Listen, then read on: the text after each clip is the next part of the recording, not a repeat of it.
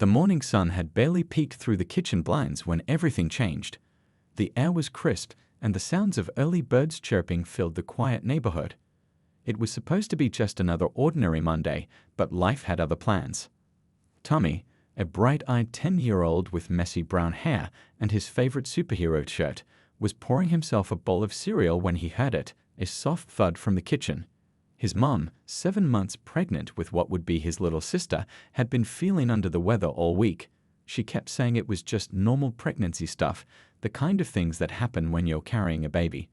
But something felt different that morning. He noticed how she'd been holding onto the counter more than usual while making breakfast, her face a bit paler than normal. She hadn't even teased him about his untied shoelaces like she usually did.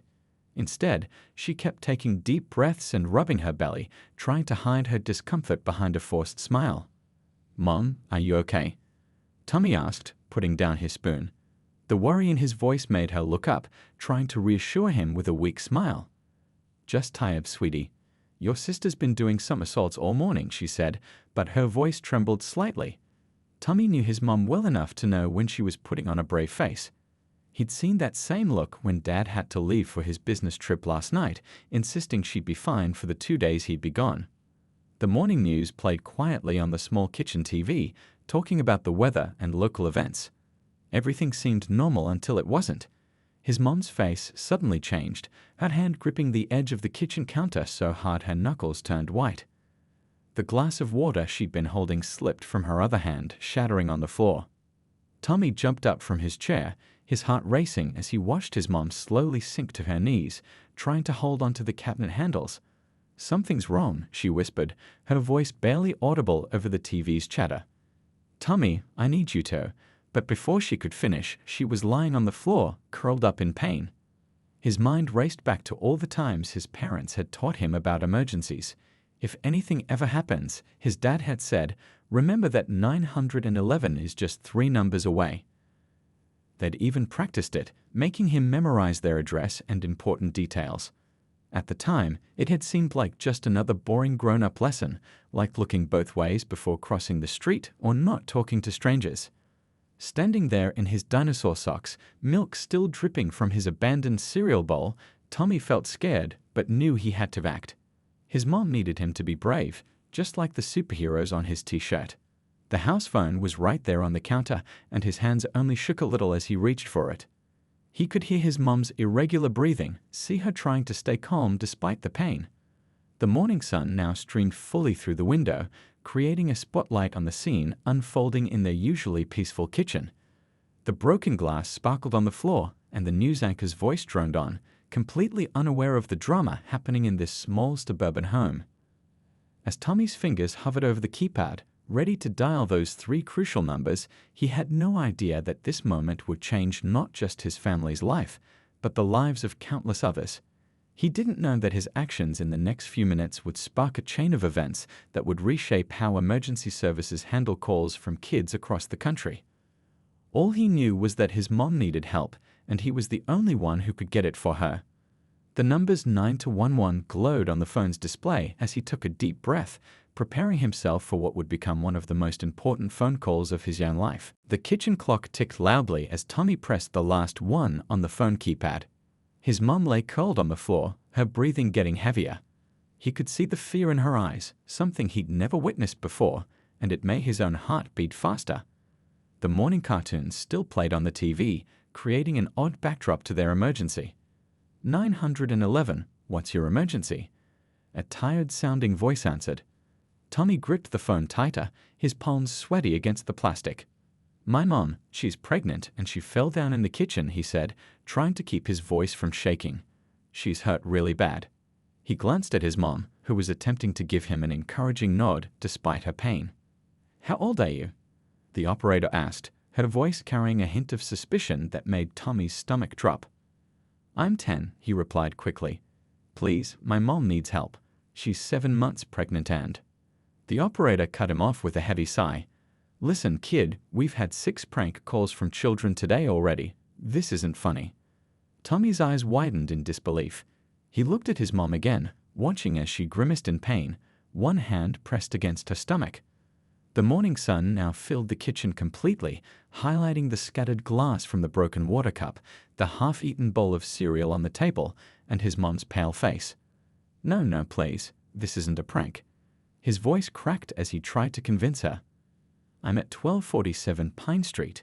My dad's away on a business trip, and my mom's really sick. She's pregnant and—" "That's enough," the operator interrupted again, her voice stern. "Do you know it's against the law to make fake emergency calls? I could report this." Tears welled up in Tommy's eyes as panic started to set in. His mom let out a low moan, and he could see she was trying to say something. The cartoon laughter from the TV suddenly felt mocking, and the morning that had started so normally was spinning out of control. But then he remembered something important. Mrs. Chen from next door. She wasn't just a neighbor who brought them cookies and watched him after school sometimes. She was a nurse at the big hospital downtown. His mom had mentioned it just yesterday when they saw her watering her plants. A plan formed in his mind. He didn't hang up on the operator, who was still lecturing him about responsible behavior and emergency services. Instead, he carefully set the house phone down on the counter, leaving the line open. With trembling fingers, he grabbed his mom's cell phone from her purse on the kitchen chair. His mom watched him, understanding flickering in her eyes despite the pain. She taught him to use her phone just in case, and now that just-in-case moment was here. He quickly found Mrs. Chen's number in the contacts. His mom had added it to the emergency contacts list months ago. The operator's voice droned on from the house phone, something about tracking the call and consequences, but Tommy focused on the cell phone in his hand. His heart pounded as he hit the call button. 1 ring. 2 rings. His mom's breathing was getting more labored, and he could see she was trying not to cry out in pain. "Hello." Mrs. Chen's cheerful voice answered on the 3rd ring. "Mrs. Chen." Tommy nearly shouted in relief. "Please, please come quick. Mom's really sick. She's on the kitchen floor, and the 911 lady won't help us." He could hear rustling on the other end of the line, followed by quick footsteps. "I'm coming right now, Tommy. Don't move. Keep talking to me. Is your mom conscious?" The sound of a door slamming came through the phone, and Tommy felt the first glimmer of hope since this nightmare began. Help was coming, even if it wasn't from where it should have been. He looked at the house phone on the counter, still connected to the dismissive 911 operator, and then at his mom, fighting to stay calm on the kitchen floor. The next few minutes would prove just how right he'd been to trust his instincts, and just how wrong the operator had been to ignore his plea for help. Within seconds of Tommy's call, Mrs. Chen burst through the kitchen door, still wearing her gardening gloves and a sun hat. Her eyes quickly took in the scene, the broken glass on the floor, Tommy's frightened face, and his mom curled up in pain. The 911 operator's voice could still be heard faintly from the phone on the counter, now talking about filing a report about prank calls. Mrs. Chen knelt beside Tommy's mom, her nurse training kicking in instantly. "How long has she been like this?" she asked, checking his mom's pulse while pulling out her own phone. "Just a few minutes," Tommy answered, watching as Mrs. Chen's fingers flew across her phone screen. "The 911 lady wouldn't believe me." Mrs. Chen's face darkened for a moment, but her voice stayed calm. "I'm calling Dr. Wilson directly. He's on duty at the emergency room." She pressed her phone to her ear while keeping 2 fingers on Tommy's mom's wrist. "Lisa, it's Mrs. Chen. I need an ambulance at 1247 Pine Street immediately. I have a pregnant woman, possible placental complications." Her voice had changed completely. Gone was the friendly neighborhood gardener, replaced by a medical professional who commanded attention. Tommy watched in amazement as Mrs. Chen rattled off medical terms he didn't understand, all while checking his mom's symptoms. The 911 operator's voice suddenly changed tone, becoming more alert as she heard the medical conversation in the background. "Wait, is there actually an emergency?" The operator's voice came through, much clearer now. Mrs. Chen grabbed the house phone, her usually kind voice stern. "This is Nurse Chen from Memorial Hospital. I'm with a pregnant woman in severe distress whose 10-year-old son you've been dismissing for the past 5 minutes. I need an ambulance dispatched immediately, and I'll be filing a formal complaint about the handling of this call." The operator's voice stammered, I'm so sorry. Dispatching emergency services now." Tommy felt tears of relief rolling down his cheeks as he heard sirens in the distance. His mom reached out and squeezed his hand weakly, trying to comfort him even now. Mrs. Chen had spread her gardening apron on the floor to protect his mom from the cold tiles and was now timing the gaps between her pain spasms. "You did everything right, Tommy," Mrs. Chen said softly, while still monitoring his mom. "You didn't give up when the operator dismissed you. That was very brave." The sound of sirens grew louder, and red and blue lights began flashing through the kitchen window. The morning sun caught the lights, creating a disco-like effect on the kitchen walls. The same walls that had witnessed their normal breakfast routine just minutes ago were now witnessing something that would change everything. Two paramedics rushed in, their boots squeaking on the kitchen floor. They moved with practiced efficiency, quickly setting up their equipment around his mom. Mrs. Chen briefed them in that same professional voice, using words like sustained distress and fetal monitoring. The 911 operator was still on the line, now profusely apologizing and promising to make things right. But Tommy wasn't listening anymore. He watched as the paramedics carefully lifted his mom onto a stretcher, their movements gentle but urgent. "Can I come with her?" Tommy asked, his voice small but steady. One of the paramedics nodded, and Mrs. Chen quickly grabbed Tommy's jacket from the hook by the door. As they wheeled the stretcher out, the morning newspaper lay unopened on the doorstep. The TV still played cartoons to an empty room. And on the kitchen counter, a bowl of cereal sat forgotten, the milk now warm and soggy, all remnants of the normal morning that had turned into anything but normal. The 911 operator's mistake was about to become more than just a bad decision on a busy morning. It would spark a chain of events that would reshape emergency response protocols across the city, but right now, none of that mattered to Tommy.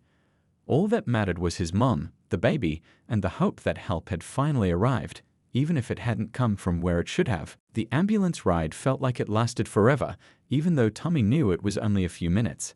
He sat next to Mrs. Chen, who still wore her gardening hat, looking strangely out of place among all the medical equipment. His mom lay on the stretcher, hooked up to beeping machines, while paramedics worked around her with quick, practiced movements. "Your dad's on his way," Mrs. Chen whispered, showing Tommy her phone. She'd called him right after they'd loaded into the ambulance. "He's catching the first flight back." Tommy nodded, his eyes fixed on the oxygen mask covering his mom's face. The morning sun flashed through the ambulance windows as they sped through intersections, creating strange patterns on the metal walls. One of the paramedics, a kind-faced woman with gray streaks in her hair, kept glancing at Tommy with a mix of admiration and concern. "You know," she said while adjusting an IV line, "most kids your age would have panicked. But you kept trying to get help, even when the operator didn't believe you." Tommy clutched his mom's purse tighter. He'd grabbed it just before leaving the house, remembering she always said it had important papers inside. "I was scared," he admitted quietly. "But Mom always says being brave doesn't mean you're not scared. It means you do what's right anyway." The ambulance hit a bump and everyone swayed. His mom's eyes fluttered open briefly, finding Tommy's face. Even through her pain, she managed a small smile behind the oxygen mask. The monitor beside her beeped steadily, a sound that Tommy found oddly comforting in all this chaos. "BP's holding steady," one paramedic called out, writing something on a clipboard. "Fetal heartbeat is strong but stressed. 5 minutes to hospital." Mrs. Chen had pulled out her phone again, this time talking quietly with someone at the hospital. "Dr. Wilson's team is ready for us," she reported. "They've got an operating room prepared, just in case." The word operating room made Tommy's stomach twist. He remembered when his friend had gotten his appendix out last year, how scary it had sounded. But this was different. This was his mom and his little sister, who wasn't even born yet. Suddenly, the ambulance slowed, and Tommy felt the familiar bump of driving over the hospital's speed bumps. Through the back windows, he could see the emergency room entrance getting closer. Staff in blue scrubs were already waiting outside with a wheelchair. Everything moved incredibly fast after that. The back doors flew open, and his mom was quickly wheeled out. Mrs. Chen kept one hand on Tommy's shoulder as they hurried through sliding glass doors into the bright fluorescent lights of the emergency room. The morning sun disappeared, replaced by the artificial glow of hospital lighting. "Family has to wait here." a nurse said gently but firmly as they reached a set of double doors. Tommy watched as they wheeled his mom away, the doors swinging shut behind them with a soft whoosh. Mrs. Chen guided him to a nearby chair, finally taking off her gardening hat. "Now comes the hardest part," she said softly. "Waiting."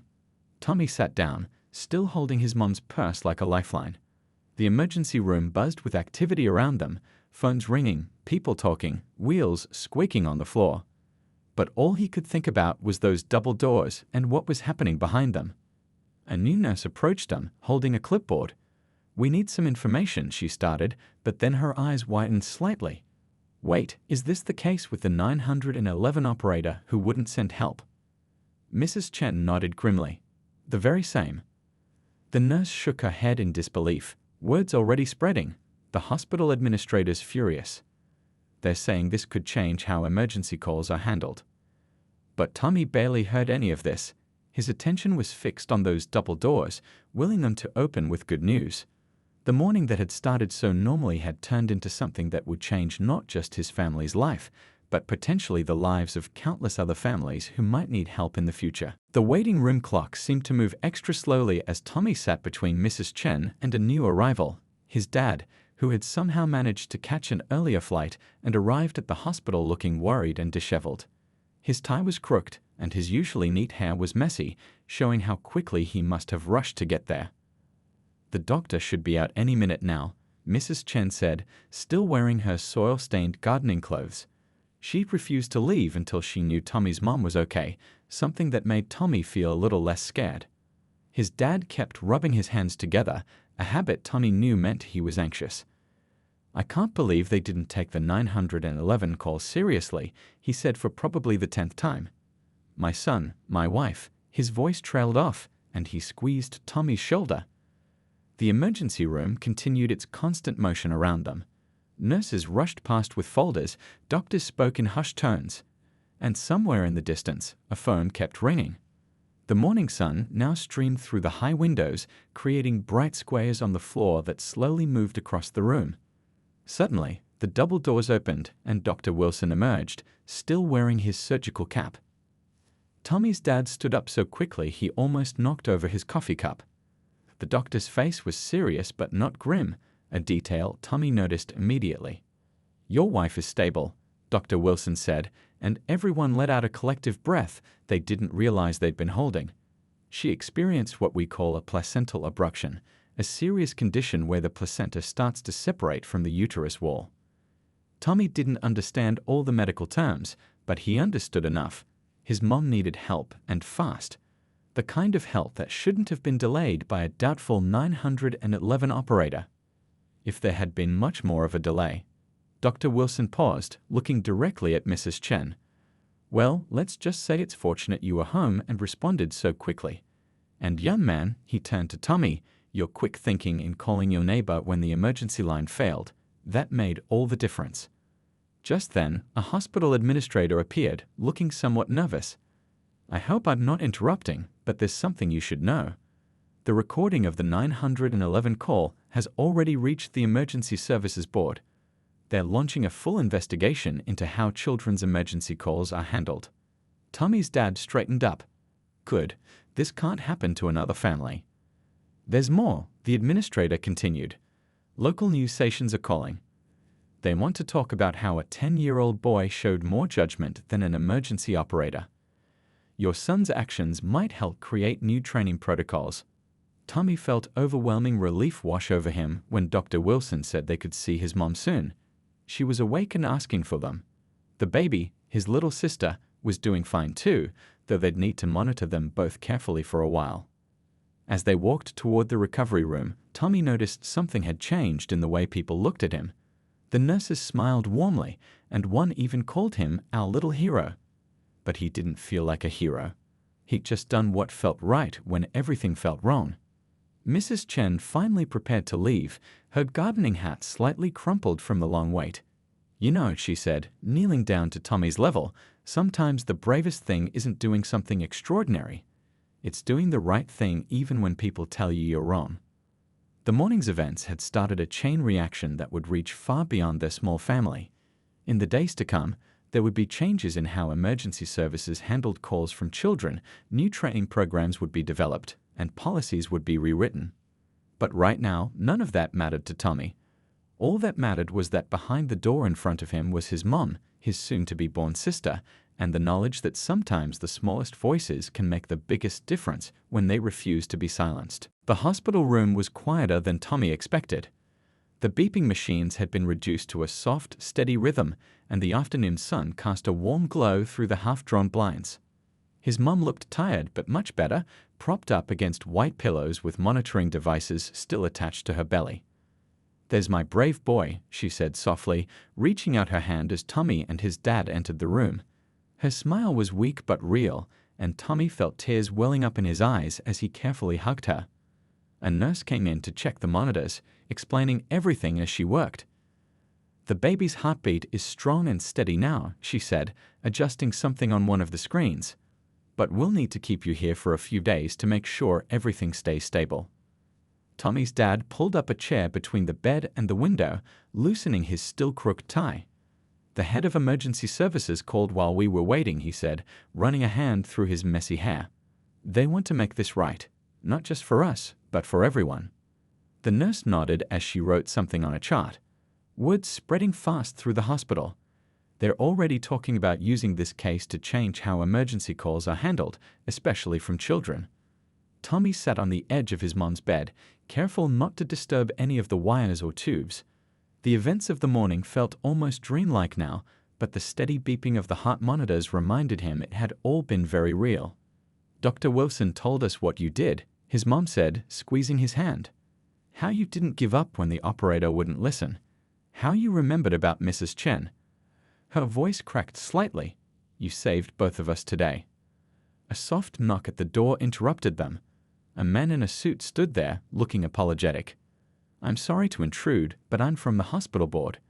We'd like to talk about using your story to create a new training program for emergency operators. Your son's experience could help prevent this from happening to other families." Tommy's dad started to respond, but another figure appeared in the doorway, the 911 operator herself. She looked different than Tommy had imagined her voice, smaller somehow, with red-rimmed eyes and trembling hands. "I had to come," she said quietly. "I had to apologize in person. I've been doing this job for 15 years, and I've never—" She paused, wiping her eyes. "I let my frustration with prank calls cloud my judgment. I almost caused—" She couldn't finish the sentence. The room fell silent except for the steady beeping of monitors. Tommy's mom was the first to speak. "We all make mistakes," she said gently. "What matters is what we learn from them." The operator looked at Tommy, her eyes full of remorse. "You were smarter than I was today," she said. "You knew it was real, and you didn't let anyone tell you otherwise.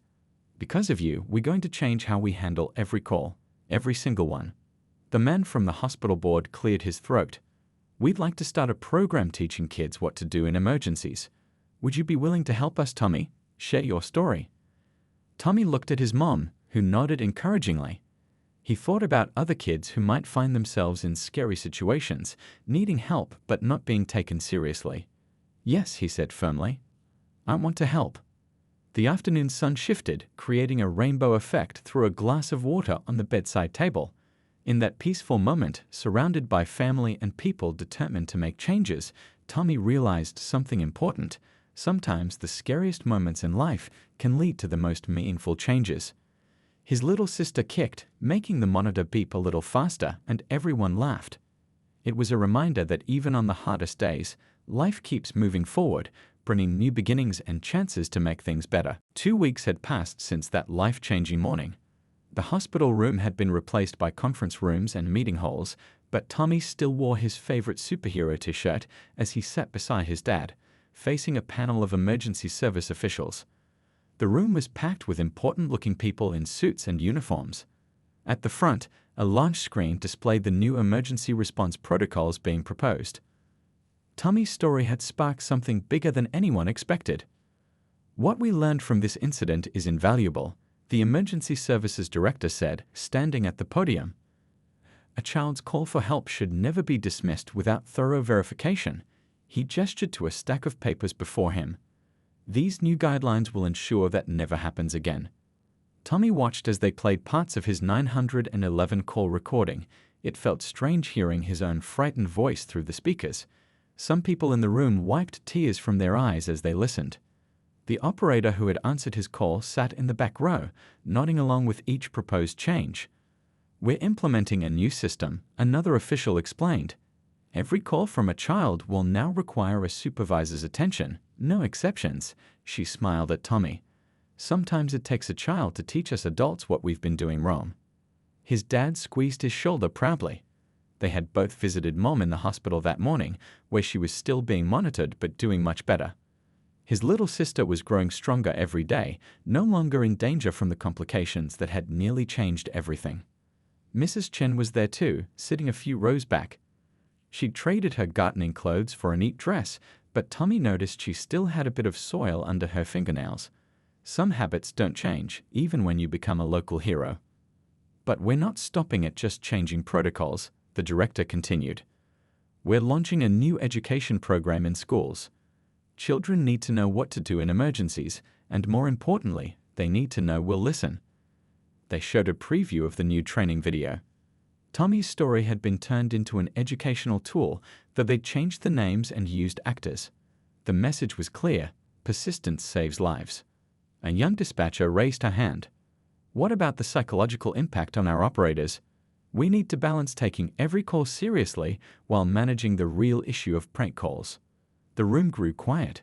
It was a valid concern, one that highlighted how complex emergency response could be. Tommy remembered how tired the operator had sounded that morning, how many fake calls she'd dealt with. "That's why we're also implementing better support systems for our operators," another official responded. "Better shifts, more breaks, improved training. We're changing the whole system, not just one part." Tommy's dad stood up then, straightening his tie, properly nodded this time. "My son taught all of us something important," he said, his voice steady. "In an emergency, every second counts. But more than that, he showed us that being young doesn't mean being wrong." The room erupted in applause. Tommy felt his face grow warm, but he sat up straighter. On the screen behind them, statistics showed how many children called 911 each year. Each number represented a story, a moment when someone small had to do something big. As the meeting wrapped up, people came to shake Tommy's hand.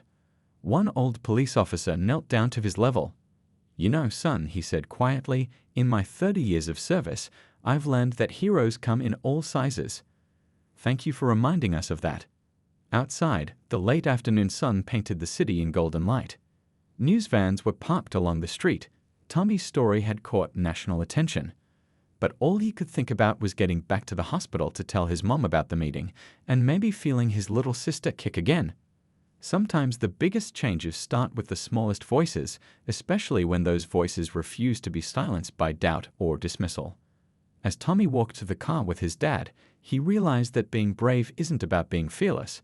It's about doing the right thing even when scared, even when others say you're wrong. 1 month later, the morning sun streamed through the windows of an elementary school auditorium. The room buzzed with excitement as hundreds of students filled the seats, all wearing bright yellow emergency-ready badges. Tommy stood backstage, adjusting his new tie. A gift from his dad for this special occasion. "Ready, kiddo?" his mom asked, looking healthy and strong again, one hand resting on her now larger belly. She'd been released from the hospital 2 weeks ago, and today was her first public appearance since the incident. His dad stood beside her, beaming with pride. The school principal stepped up to the microphone. "Today marks the launch of our new emergency response education program," she announced. "And who better to kick it off than someone who showed us all how important it is to be prepared." Tommy walked onto the stage, his heart pounding but his steps steady. The crowd of students, his classmates and friends among them, erupted in applause. Mrs. Chen sat in the front row, still wearing her gardening watch despite her fancy dress, giving him a thumbs up. "Hi everyone," Tommy began, his voice clearer than he expected. "A month ago, I was just a regular kid eating breakfast. I never thought I'd need to call 911, but when I did, I learned something really important." He paused, looking at all the young faces. "I learned that being young doesn't mean we can't help. Sometimes we're the only ones who can." The former 911 operator who had dismissed his call was there too, but now she was part of the solution. She stood up and joined Tommy on stage, her face determined rather than ashamed. What happened that day changed how we think about emergency calls, she explained to the students. Now we have new rules. Every call matters, every voice counts, no matter how young the caller might be. They played a video showing the new emergency response system in action. Kids watched intently as it demonstrated what to do in different emergencies, how to stay calm, and most importantly, how to persist if they weren't being heard. Remember, Tommy said after the video, it's okay to be scared. I was terrified that day. But being brave means doing what's right even when you're scared. A small hand shot up from the audience. Did you know you were going to change things for everyone? A young voice asked. Tommy smiled, thinking back to that morning in his kitchen. No, he answered honestly. I just knew my mom needed help. Sometimes the biggest changes happen when we're just trying to do the right thing. The assembly ended with a surprise announcement. The city was launching a Young Heroes program inspired by Tommy's story. It would teach emergency preparedness in schools across the state, and the training manual would include real stories from kids who had faced similar situations. As students filed out, many stopped to share their own stories with Tommy, times they were scared but didn't know what to do, or times they wished they'd been brave enough to speak up. Each story confirmed why these changes were so important. Mrs. Chen approached Tommy afterward, holding something behind her back. I thought you might like this, she said, pulling out a small plant in a pot. It's a peace lily. They're known for being strong and resilient, just like you. Tommy held the pot carefully, noticing a small plaque attached to it. Sometimes the smallest voice makes the biggest difference. The morning sun was high now, streaming through the auditorium windows and catching the emergency-ready badges that hundreds of students now wore. Each badge represented a child who would know what to do in a crisis, who would understand that their voice mattered.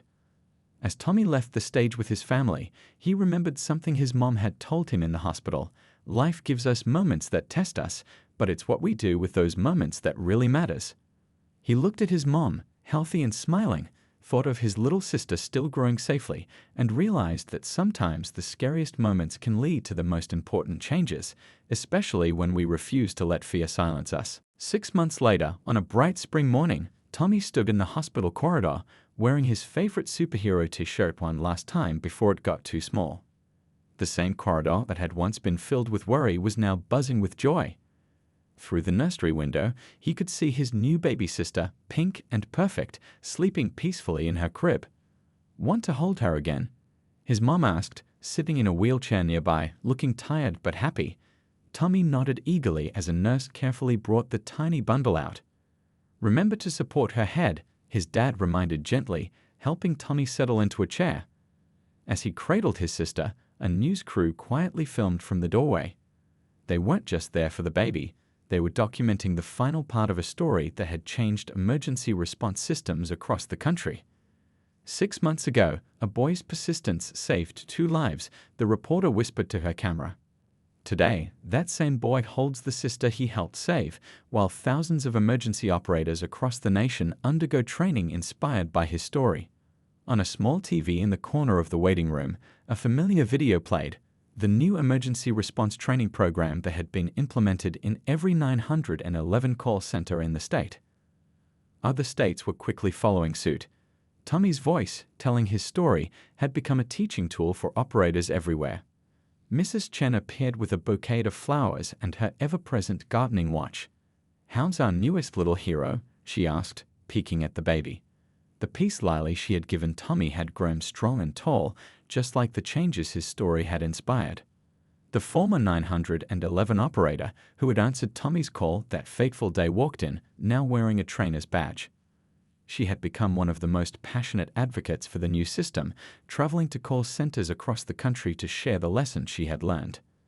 "We've trained over 1,000 operators in the new protocols," she said proudly. "Not a single child's call has been dismissed without proper verification since we implemented the changes." She smiled at Tommy and his sister. 2 lives saved that day, and countless more protected by the changes that followed. A group of young students peeked through the door. They were from Tommy's school's new Emergency Preparedness Club, which had spread to schools nationwide. They wore their yellow Emergency Ready badges proudly, each one containing a QR code linking to emergency resources designed specifically for kids. "Remember when you were just the quiet kid who liked superhero shirts?" one of his friends whispered. Tommy looked down at his sister's sleeping face and smiled. He hadn't set out to change the world, he just wanted to help his mom. Sometimes the biggest changes come from the simplest acts of love. The hospital administrator appeared with a small plaque. The Pediatric Emergency Response Unit was being renamed the Young Heroes Response Center. But more importantly, every room would have a special phone line just for children, with operators specially trained to listen to young voices. Tommy's little sister stood in his arms, opening her eyes. They were the same shade of brown as his mom's, the eyes he'd been so worried about that morning 6 months ago. Now they held only peace and promise. "You know," his dad said softly, "heroes aren't just people who do big things. Sometimes they're just people who don't give up when things get scary."